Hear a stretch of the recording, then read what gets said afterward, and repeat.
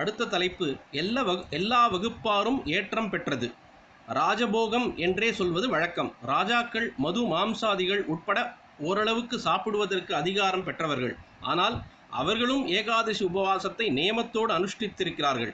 ஏகாதசி என்ற உடனே நாம் நினைக்கிற அம்பரீஷன், ருக்மாங்கதன் 2 பேருமே க்ஷத்ரிய ராஜாக்கள்தான். கார்த்தால எழுந்தவுடன் குளிர்ந்த வேளையில் குளிர்ந்த மனசோடு நினைத்து நமஸ்காரம் பண்ண வேண்டிய பரம பாகவதர்களை பற்றி ஒரு ஸ்லோகம் உண்டு. பிரஹ்லாத நாரத பராசர புண்டரீக வியாசாம்பரீஷ சுக சௌனக பீஷ்மதால்பியான் ருக்மாங்கதார்ஜுன வசிஷ்ட விபீஷணாதீன் புண்ணியான் இமான் பரம பாகவதான் ஸ்மராமி. இதிலே அம்பரீஷனும் ருக்மாங்கதனும் இடம்பெற்றதற்கு காரணமே அவர்களுடைய ஏகாதசி அனுஷ்டானம்தான். ருக்மாங்கதன் தன் ராஜ்யத்தில் அத்தனை பேரையும் ஏகாதசி விரதம் இருக்கும்படியாக பண்ணினான். அதனால் பிரஜைகள் எல்லோரும் பக்தி ஞானங்களில் முன்னேறியதோடு நல்ல ஆயுர் ஆரோக்கியங்களுடன் இருந்தார்கள் என்று நாரத புராணத்தில் இருக்கிறது.